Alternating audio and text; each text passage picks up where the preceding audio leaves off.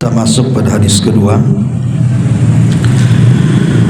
Wan Abi Umair ibni Anas an umumatin lahu minas sahabati anna rabban ja'u fashahidu annahum ra'awul hilala bil amsi fa'amarahum an-nabiy sallallahu alaihi wasallam an yuftiru wa idza asbahu an yaghdu ila musallahu. Rawahu Ahmad wa Abu Dawud wa hadza lafdhuhu wa isnaduhu sahihun.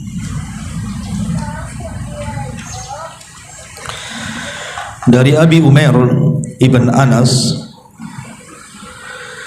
dari paman-pamannya dari kalangan para sahabat, bahwa ada sekelompok orang yang datang kemudian mereka bersaksi bahwa mereka melihat bulan kemarin, maksudnya hilal, penentuan masuknya Ramadan dan akhir Ramadan. Maka Nabi SAW memerintahkan mereka untuk berbuka, maksudnya sudah masuk waktu Id. Dan apabila mereka di pagi hari, mereka pun bertolak ke tempat solat mereka untuk melaksanakan solat Id.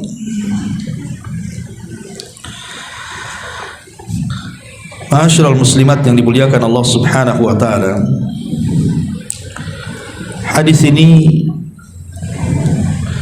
bicara soal penentuan awal dan akhir bulan Ramadan, bahwa penentuan awal dan akhir Ramadan itu ditentukan dengan ru'yatul hilal, melihat bulan. Sekarang kita sudah memasuki akhir daripada bulan Sya'ban. Nanti pada tanggal 29 Sya'ban, maka seluruh kaum muslimin satu dunia mereka akan mulai melihat bulan. Kalau pada tanggal 29 Sya'ban bulan itu terlihat, berarti 30 Sya'bannya masuk satu Ramadan. Tapi kalau seandainya tanggal 29 Sya'ban tidak terlihat, berarti Sya'bannya digenapkan 30 hari, baru setelahnya satu Ramadan. Karena penanggalan Hijriyah itu tidak mungkin lewat dari 30. Lain kalau Masehi ada 31-nya. Kalau Hijriyah tidak ada. Kalau tidak tanggal 29, tanggal 30 saja. Lah di sini ada anjuran Nabi sallallahu alaihi wasallam, apabila kita tahu bahwa pemerintah menentukan bahwa besok puasa, maka kita dianjurkan untuk melafadzkan sebuah doa yang diajarkan oleh Abdullah atau Nabi sallallahu alaihi wasallam dari Abdullah ibn Umar radhiyallahu anhuma. Kana Rasulullah sallallahu alaihi wasallam idza ra'al hilala, Rasul itu kalau melihat bulan masuknya Ramadan, qala, maka dia berkata, Allahu Akbar, Allahumma ahillahu alaina bil amni wal iman was salamati wal islam wat taufiq lima tuhibbu rabbuna wa tarda. Rabbuna wa rabbukallahu azza wa jalla. Rawahu Tirmidzi. Dari Nabi SAW kalau melihat bulan, artinya bulan sudah terlihat, besok berarti masuk satu Ramadan, maka Nabi SAW bertakbir. Kemudian Nabi SAW berdoa, Allahumma ahillahu alaina bil amni wal iman. Ya Allah, semoga bulan yang tanpa ini, masuknya Ramadan, membawa keamanan dan juga keimanan. Wassalamati wal islam, dan keselamatan serta keislaman. wat taufiq lima tuhibbu rabbuna wa yarda, dan membawa taufik terhadap apa yang kau sukai wahai Rabb kami dan kau ridai. Rabbuna wa rabbukallah, Rabb kami dan Rabb engkau adalah Allah subhanahu wa ta'ala. Hadis ini dikeluarkan oleh Al-Imam At-Tirmidzi. Walaupun secara sanad sebagian ulama melemahkan seperti Syekh Nasiruddin Al-Albani rahimahullahu ta'ala, akan tetapi secara lafaz kalau kita gunakan untuk berdoa ini sangat bagus sekali. Begitu kata para ulama. Jadi kalau kita melihat hilal atau pemerintah menentukan besok 1 Ramadan, maka ibu dianjurkan berdoa, Allahumma ahillahu alaina bil amni wal iman was salamati wal islam wat taufiq lima tuhibbu rabbuna wa tarda rabbuna wa rabbukallah. Hafal bu? Ya, kan mudah itu, bukan susah ya. Karena lihat kandungan isi doa ini luar biasa. Doa ini luar biasa. Pertama di sini kita meminta kebaikan kepada Allah dengan munculnya hilal Ramadan. Apa kebaikan yang kita minta kepada Allah? Pertama bil amni, dengan keamanan. Coba ibu bisa lihat di Gaza hari ini, kita bisa bayangkan macam mana mereka menghadapi Ramadan. Coba mereka sudah pusing duluan gitu, untuk makan saja mereka sudah puasa, padahal di luar Ramadan mereka sudah puasa itu karena nggak ada yang dimakan. Macam mana pula masuk Ramadan? Itulah negeri yang tidak aman, ibadah pun susah. Walaupun di sisi lain tentu mereka banyak keutamaan dibandingkan kita, tetapi kita lihat bahwa nikmat aman itu adalah nikmat terbesar dalam Islam. Makanya Allah subhanahu wa ta'ala ketika menceritakan di dalam surah Quraisy, bagaimana Allah subhanahu wa ta'ala berfirman kepada penduduk Quraisy, li'ila fi Quraisyin ila fihim rihlatash syita'i was-sayf falya'budu rabb hadzal bait alladzi at'amahum min ju'in wa amanahum min khauf. Di sini ada kalimat Allah berikan keamanan kepada mereka setelah mereka dilanda rasa takut. Dengan nikmat aman itulah orang-orang Quraisy bisa berniaga dengan jarak yang sangat jauh ke Yaman dan Syam, Palestina sana. Yang tak jarang di tengah jalan itu terkadang mereka harus menghadapi panas teriknya matahari, kemudian susahnya jalan di padang pasir, belum lagi para perompak padang pasir, macam-macam. Tetapi Allah berikan keamanan. Makanya aman itu nikmat Allah yang sangat besar yang harus kita syukuri. Bangsa itu kalau aman maka semua akan bisa dilakukan.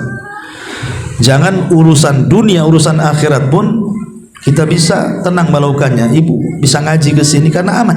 Coba kalau tidak aman, tidak bisa sampai di sini.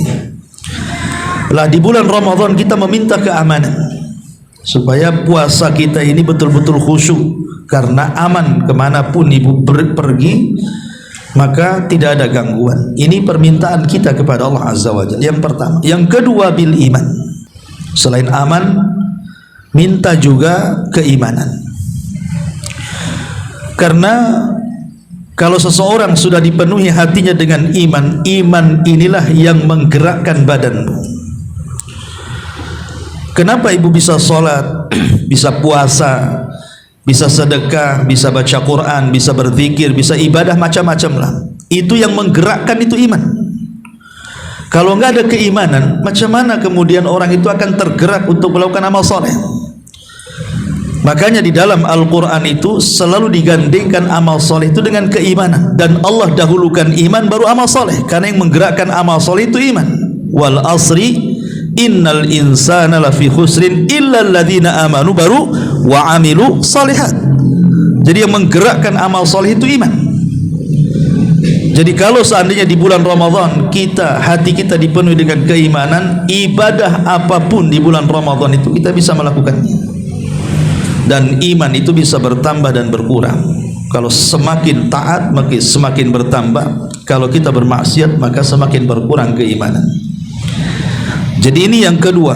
Pertama minta keamanan, yang kedua minta keimanan, karena dua-duanya adalah ketenangan, baik aman atau iman. Kalau aman bicara soal negeri, kalau iman bicara soal individu. Jadi kita dengan iman merasa aman dan negara juga aman. Kalau aman dua-duanya, enaklah kita beribadah kepada Allah Subhanahu wa taala. Kemudian yang ketiga, bisalamati wal Islam. Yang ketiga bicara soal keselamatan. Maksudnya keselamatan di sini adalah minal afati wasyurur. Selama di bulan Ramadan itu kita meminta kepada keselamatan dari afat. Afat itu sesuatu yang bisa menghancurkan ibadah kita, ataupun syurur, keburukan. Jangan sampai di bulan Ramadan itu banyak keburukan-keburukan yang menimpa kita sehingga menghalangi ibadah kita. Ya, seperti umpamanya kesehatan, ataupun mungkin masalah-masalah ekonomi, ataupun masalah-masalah rumah tangga, anak-anak, tetangga, dan begitu seterusnya. Jangan sampai datang keburukan kepada kita. Kemudian juga wal Islam. Dan Islam di sini artinya diberikan berserah diri kepada Allah Subhanahu wa taala, karena Islam itu artinya al-istislamu lillahi bitauhid wal inqiyadu lahu bitta'ah wal bara'atu minasyirki wa ahli. Jadi Islam itu artinya kita berserah diri kepada Allah, al-istislamu lillah, dengan apa? Dengan tauhid. Kemudian ketundukan kepada Allah dengan apa? Dengan ketaatan, dan berlepas diri dari seluruh jenis kesyirikan dan para pelakunya. Itulah disebut Islam. Islam itu terdiri dari 3 kata: berserah diri dengan tauhid, tunduk dengan ketaatan, dan berlepas diri dari kesyirikan dan para pelakunya.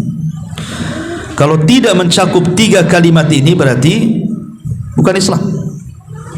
Nah, kita minta kepada Allah Azza wa Jalla betul-betul kita ini diberikan keislaman yang kafah di bulan Ramadan ini, tidak melakukan kesyirikan, dan kita bisa mentauhidkan Allah di bulan Ramadan, dan kita bisa melakukan ketaatan selama Ramadan.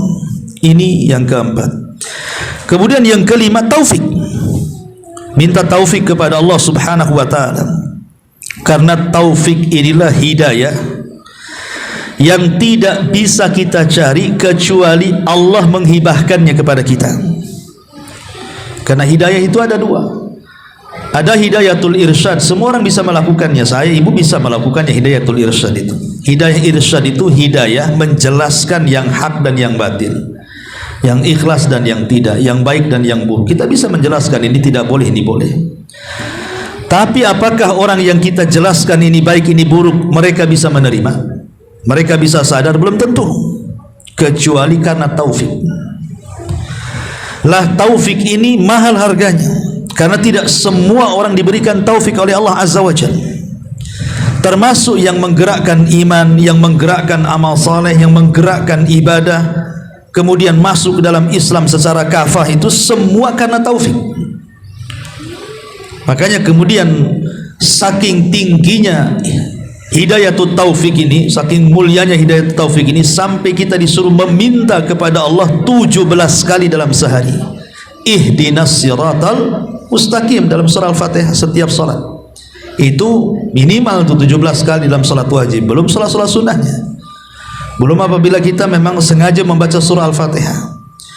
Menunjukkan bahwa taufik ini penting, karena taufik ini yang menjadikan ibadah kita di bulan Ramadan diterima oleh Allah Subhanahu wa taala. Makanya di sini Allahumma ahillahu alaina bil amni wal iman was salamati wal islam wat taufiq lima tuhibbu rabbuna wa tarda rabbuna wa rabbukallah.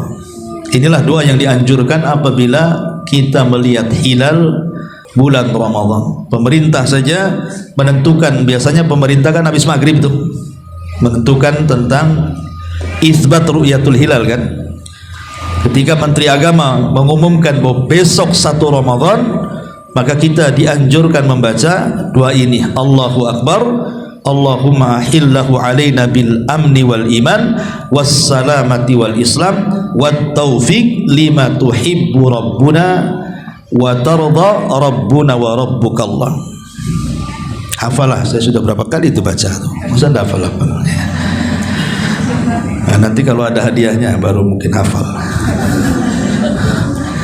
Baik, ini faedah yang pertama dari hadis ini. Lah, penentuan awal Ramadan itu sama juga dengan penentuan akhir Ramadan. Jadi nanti kalau sudah tanggal 29 Ramadan, biasanya pemerintah sudah siap-siap itu ru'yatul hilal tuh, melihat bulan. Kalau pada tanggal 29 Ramadan terlihat, berarti 30-nya 1 Syawal. Tapi kalau tanggal 29-nya kok mendung, tidak terlihat bulan, atau mungkin memang sama sekali tidak terlihat, maka digenapkan Ramadannya 30 hari, baru setelahnya 1 Syawal. Nah, di sini dalam hadis ini Nabi SAW memerintahkan para sahabat untuk Idul Fitri ketika ada sekelompok rombongan orang memberitahu mereka melihat bulan. Maka Rasul langsung merintahkan mereka untuk berbuka dan besoknya langsung melaksanakan salat Id. Lihat, sesederhana itu.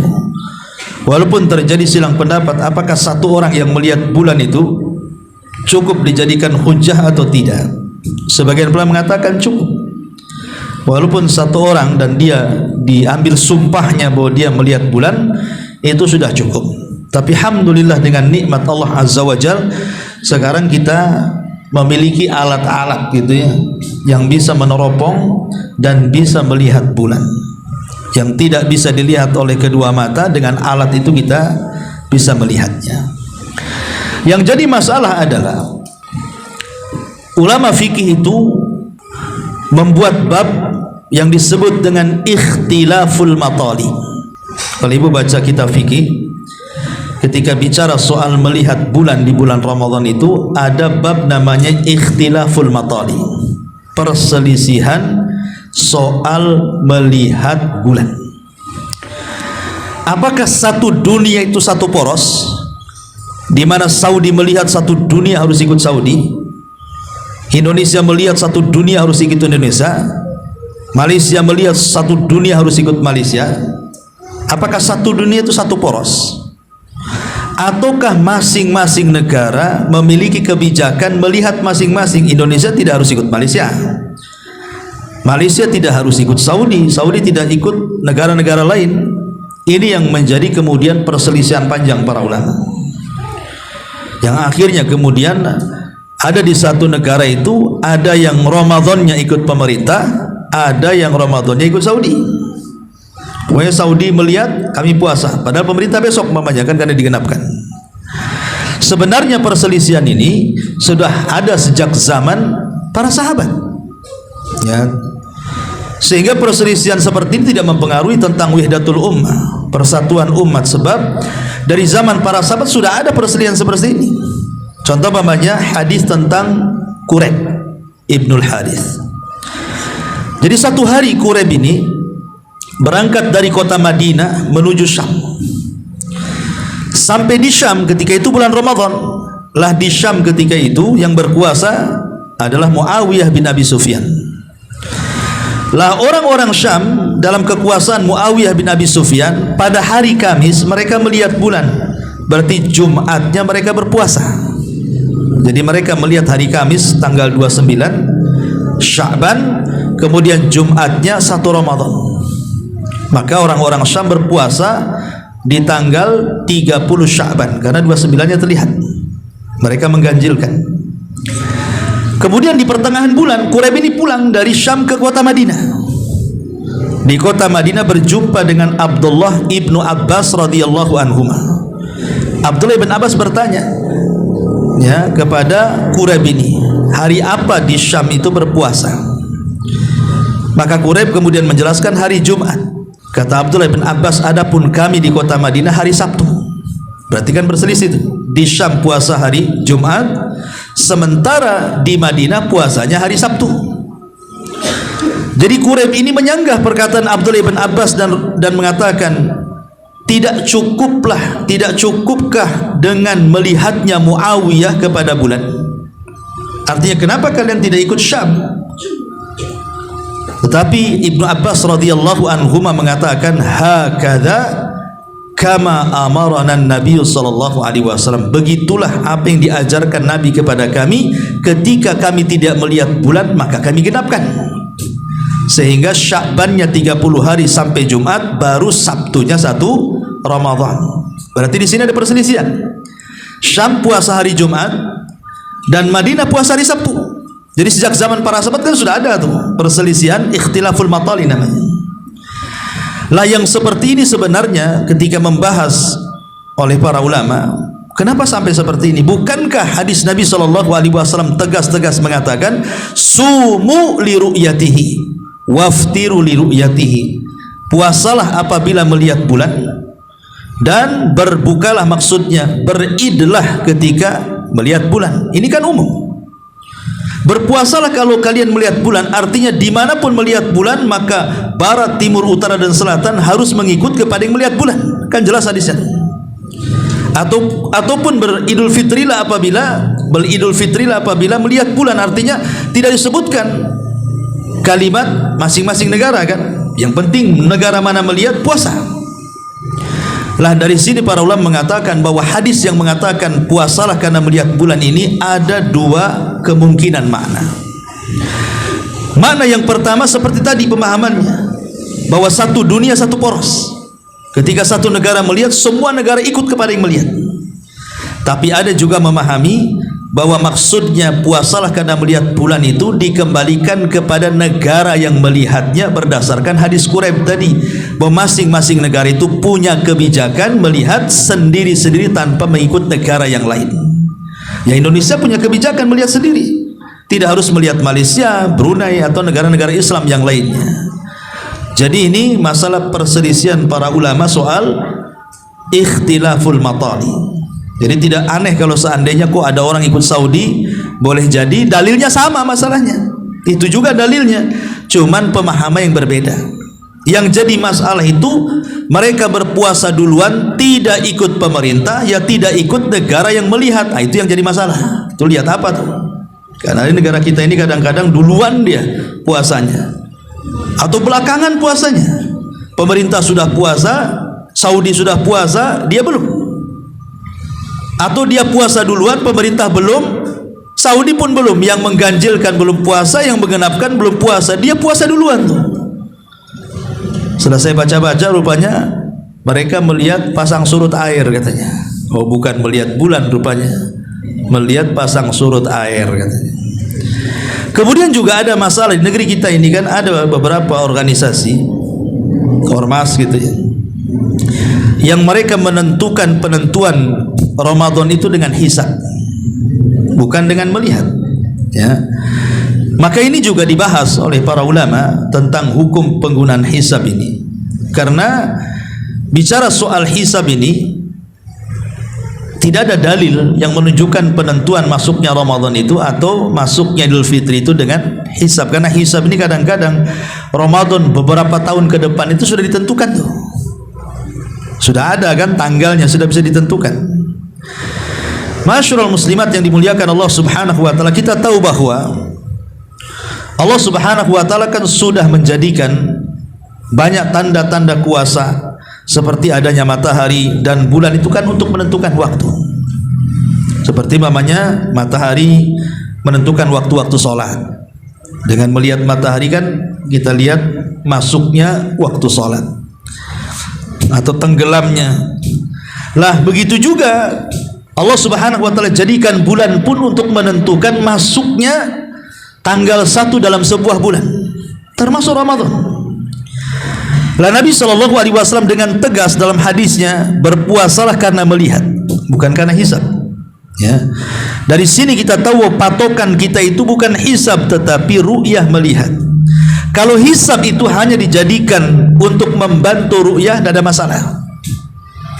Umpamanya menurut hitungan hisab, tanggal Ramadan tahun ini mungkin jatuh di 1 Ramadannya diganjilkan karena dipastikan 29 bulan terlihat. Lah kita tidak boleh kemudian menentukan dengan hisab saja, tetapi kita harus juga melihat, menentukan, karena hisab ini bisa meleset, bisa pas. Namanya hisab, perhitungan. Kadang-kadang dalam hisab itu 29 terlihat, ketika betul-betul dilihat dengan alat rupanya tidak terlihat. Ya, sekian derajat tidak bisa dilihat umpamanya. Sehingga tidak bisa dijadikan acuan hisab ini. Yang dijadikan acuan adalah kembali kepada hadis Nabi SAW, tetap bahwa kita harus melihat. Dan alhamdulillah di negara kita ini masih menggunakan sistem ru'yah. Alhamdulillah. Ya, bahkan di beberapa tempat itu sudah ada mercusuar kan untuk melihat bulan kan gitu ya. Artinya masih mengikuti anjuran Nabi SAW dan para sahabat, karena Quran sendiri mengatakan faman syahida minkumus syahra falyasum. Apabila melihat bulan, artinya kan melihat, bukan menghitung, melihat. Yang melihat melihat kan begitu. Bahkan di Saudi itu tidak perlu pakai alat, kita bisa melihat dengan kedua mata kan. Karena di negara kita ini kadang-kadang ada gunung, ada gedung-gedung, ada ini, kadang-kadang dipersulitkan melihatnya sehingga perlu alat. Tapi di beberapa negara di daerah gurun pasir itu paling mudah melihat itu, tidak perlu pakai alat gitu ya. Ya, artinya Islam itu sebenarnya tidak mempersulit orang, karena kalau ilmu falak ini tidak semua orang bisa, mereka harus belajar. Ya, kalau tidak belajar mana paham ilmu falak kita. Ya, tetapi kalau melihat ini orang awam pun bisa melihat. Siapapun yang punya mata dan tidak buta bisa melihat. Itu ya maksudnya. Nah, Islam ini agama mudah. Nah, sekarang kalau umpamanya ada orang hidup di gurun pasir, mereka tidak paham hisab, gimana cara menentukannya? Makanya Islam itu agama mudah, cukup dengan melihat saja kita sudah bisa menentukan besok Ramadan atau tidak. Maka disebutkan bahkan oleh sebagian lajnah daimah mengeluarkan fatwa masalah ini, bahwa penentuan hisab, penentuan melihat besok Ramadan atau tidak itu adalah dengan sistem ru'yah, bukan dengan sistem hisab. Taib itu seputar ikhtilaf al-matali. Taib, kita masuk pada hadis ini tentang hadis Abi Umair ibn Anas ini, anna rabban ja'u, bahwa ada sekelompok orang mereka datang, fasyahidu, mereka bersaksi, annahum ra'awul hilala bil amsi, bahwa mereka melihat bulan kemarin. Fa amarahun Nabi sallallahu alaihi wasallam an yuftiru, maka Rasul sallallahu alaihi wasallam langsung memerintahkan para sahabat untuk berbuka, artinya masuk Idul Fitri. Melihatnya kemarin, hari ini kata Rasul jangan puasa, buka kalian. Maka wa idza, keesokan harinya, wa idza asbahu, ketika mereka di pagi hari, maka Nabi sallallahu alaihi wasallam mengajak para sahabat untuk berangkat ke tempat salat. Musalla itu artinya tanah lapang. Tanah lapang, karena hadis nanti di hadis terakhir dari Bulughul Maram akan menjelaskan tentang salat Id dalam masjid. Tetapi hadisnya lemah. Walaupun secara fikih ulama berselisih pendapat tentang sholat id di masjid dengan di tanah lapang gitu. Mazhab Syafi'i mengatakan lebih baik di masjid kan lebih bersih.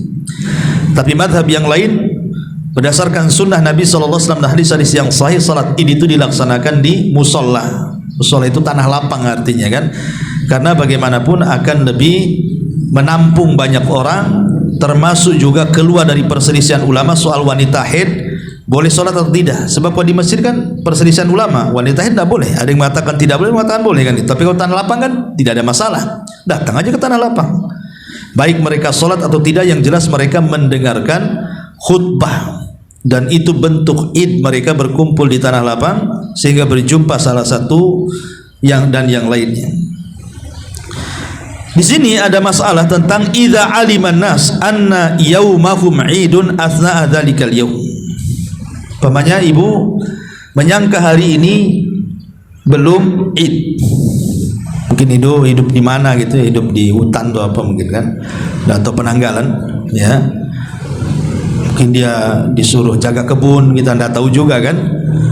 Orang-orang sholat id dia sangka masih puasa ya, setelah mamanya siang atau sore baru dia mendapatkan kabar bahwa hari ini sudah id gitu ya. Maka disebutkan di sini oleh Al-Hafidz Ibnu Rajab Al-Hambali rahimahullahu taala, wa amma idza lam yu'lam bil idi illa fi athna'in nahar. Adapun kalau tidak diketahui bahwa hari ini id kecuali setelah datang siang hari, fa in ulima bihi qabla zawali syamsi kharaju min waqtihi wa sallu salatal id. Kalau mereka mengetahui bahwa salat idnya itu sebelum duhur, maka mereka disyariatkan sholat id hari itu juga. Pemanya tahunya sebelum duhur, jam 10 tahu, atau jam 11, pokoknya sebelum duhur lah, sebelum matahari itu zawal ke arah barat gitu ya, tergelincir ke arah barat. Maka sebelum sholat duhur berarti masih disyariatkan sholat id, langsung sholat kita ya.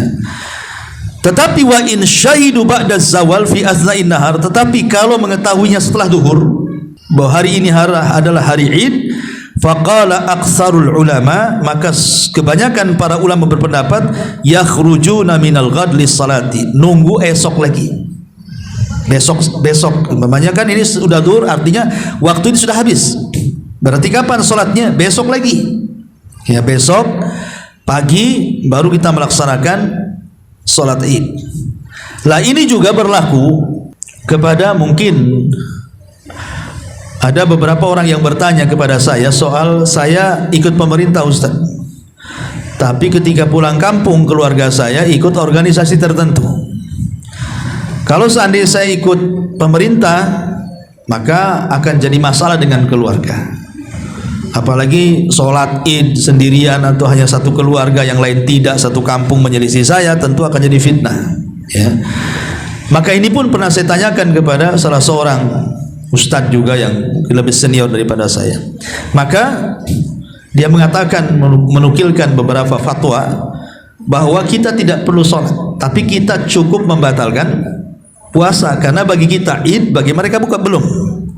Lah keesokan harinya kalau mereka sholat baru ikut sholat, untuk menghindari fitnah gitu maksudnya ya. Kalau ada madaratnya jauh lebih besar ataupun maslahatnya lebih kecil, atau mungkin sebaliknya ya, orang ini ikut Saudi gitu, pemerintah pula beda kan itu ya.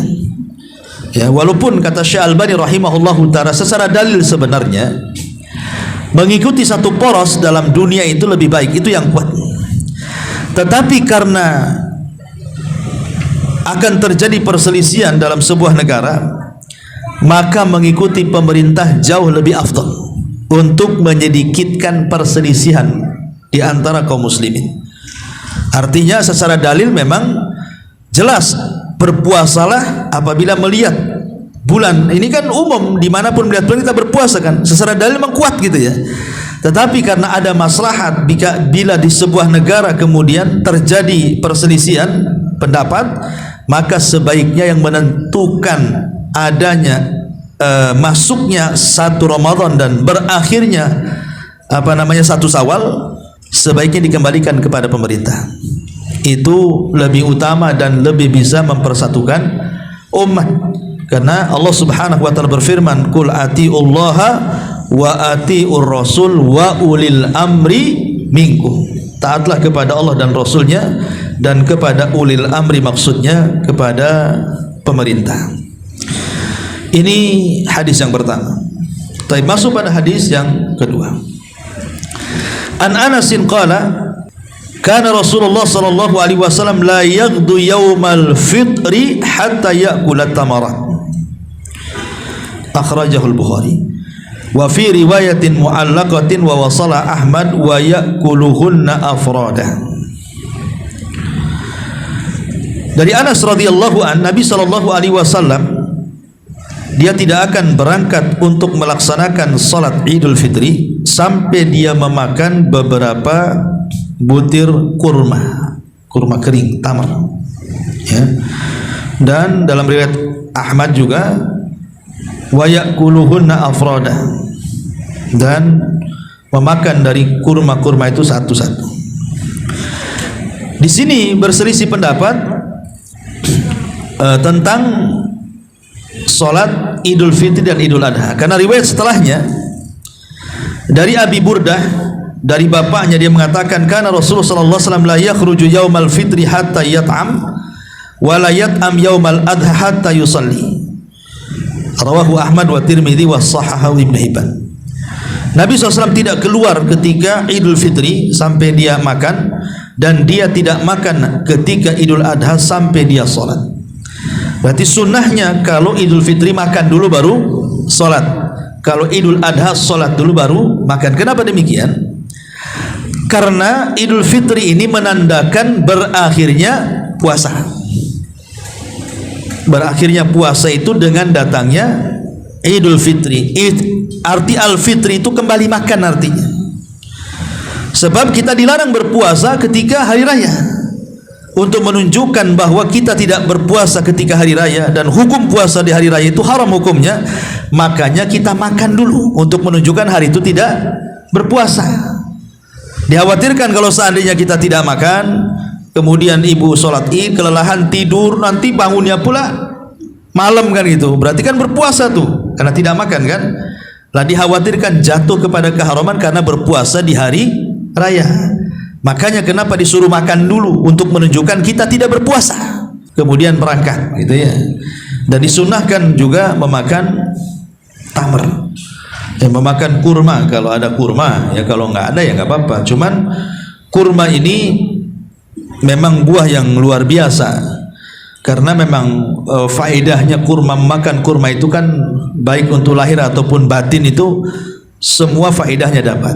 Termasuk ketika para ulama membahas tentang memakan 7 butir kurma di pagi hari, maka dia akan terhindar dari sihir dan racun dan segala hal yang membahayakan sampai sore hari. Ulama bahas apakah yang dimaksud hadis ini, dikhususkan kepada kurma Madinah ya, atau disebut dengan ajwa, ataukah semua kurma? Ya, ada yang mengatakan bahwa dikhususkan kepada kurma ajwa. Kenapa? Karena sejarah ajwa itu dari sorga. Awal kurma ajwa Madinah itu dari sorga, di bawah Adam. Ya sekarang bukan, maksudnya kan awal bijinya, pertama kali kurma ajwa itu dari sorga. Sehingga karena awal sejarah kurma ajwa itu dari sorga, sehingga dikhususkan kepada ajwa. Tapi pendapat yang kuat, kata Imam Ibnu Utsaimin dan yang lainnya, bahwa kalau tidak ada kurma ajwa, maka berlaku kepada kurma-kurma yang lainnya. Jadi kalaupun tidak ada kurma ajwa, boleh kita mengkonsumsi kurma itu di pagi hari 7 butir, dengan diniatkan kita terhindar dari sihir, racun dan yang membahayakan. Jadi bisa pakai kurma biasa, bisa pakai kurma ajwa, walaupun tentu ajwa jauh lebih baik dibandingkan kurma yang lain, tapi tidak membatasi. Dan itu pendapat yang kuat, wallahu alam. Intinya bahwa sebelum berangkat sholat id, kalau Idul Fitri makan dulu, tapi kalau Idul Adha sholat dulu. Ya, Idul Adha sholat dulu. Kenapa? Karena setelah sholat kita merayakan kurban, ya, supaya termakanlah kurban-kurban itu, karena memakan kurban itu hukumnya sunnah. Makan itu hukumnya sunnah.